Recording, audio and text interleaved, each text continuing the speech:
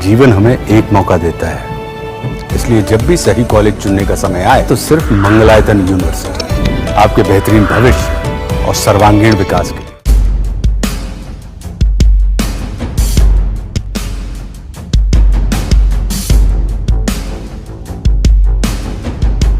तेलंगाना के नगर कुर्नूल जिले में Srisailam left bank canal SLBC सुरंग में फंसे 8 लोगों को बचाने का अभियान चौथे दिन भी जारी है, लेकिन अब तक कोई सफलता नहीं मिली।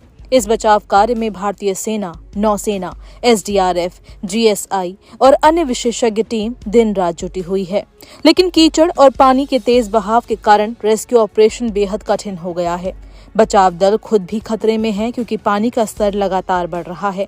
तेलंगाना सरकार ने भूवैज्ञानिक सर्वेक्षण GSI और राष्ट्रीय भौगोलिक अनुसंधान संस्थान NGRI के विशेषज्ञों को भी इस ऑपरेशन में शामिल किया है। राज्य के सिंचाई मंत्री उत्तम कुमार रेड्डी ने इसे भारत के अब तक के सबसे कठिन सुरंग बचाव अभियानों में से एक बताया है। उन्होंने कहा कि इस सुरंग में सिर्फ एक ही प्रवेश और निकास होने के कारण ऑपरेशन बेहद जटिल हो गया है। नगर कुर्नूल के जिला कलेक्टर B संतोष ने बताया कि बचाव दल फंसे हुए लोगों से कोई संपर्क नहीं कर पाया है।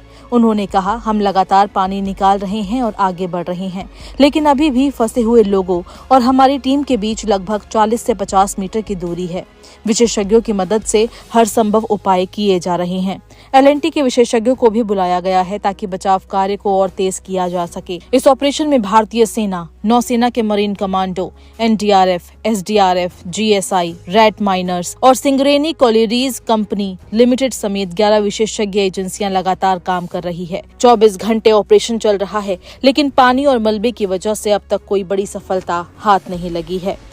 सिचुएशन तो ऐसा है जी, हम वहाँ पर कल गए थे, पहले तो परसों गए थे। वहाँ पर हमने सिचुएशन देखा, अंदर जाने की कोई संभावना नहीं थी, डरावना सीन था वहाँ पर एक। फिर हमने सोचा इसके आगे तो जाना पड़ेगा, कुछ न कुछ तो देखना पड़ेगा। फिर हमने रस्से के जरिए रास्ता लेकर रास्ता बीच में ठोंकते गए, मतलब लगाते गए, फंसाते गए और आगे बढ़ते चले गए।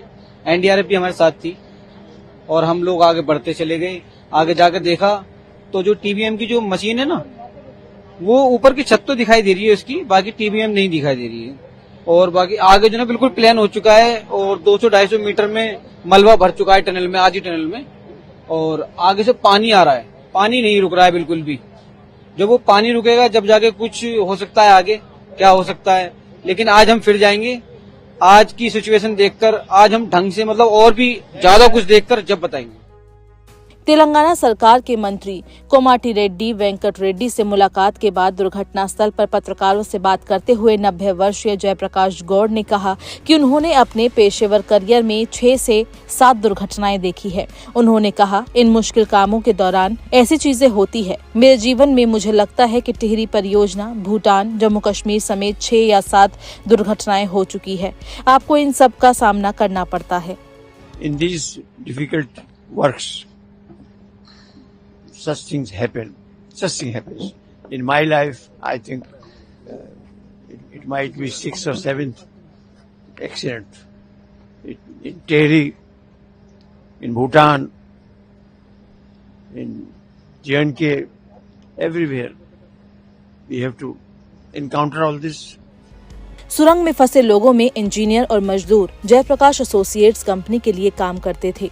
कंपनी ने बताया कि इस प्रोजेक्ट पर कुल 60 लोग काम कर रहे थे, जिनमें से 8 अभी भी फंसे हुए हैं। राहत कार्य के दौरान ऑक्सीजन लगातार भेजा जा रहा है ताकि अंदर फंसे लोगों को सांस लेने में दिक्कत न हो। सरकार और बचाव एजेंसियों की टीम हर संभव प्रयास कर रही है। विशेषज्ञों का कहना है कि यदि पानी और मलबे का बहाव थोड़ा कम होता है तो जल्द ही राहत की खबर मिल सकती है। पूरा देश दुआ कर रहा है कि ऑपरेशन सफल हो और सभी सुरक्षित बाहर निकलें।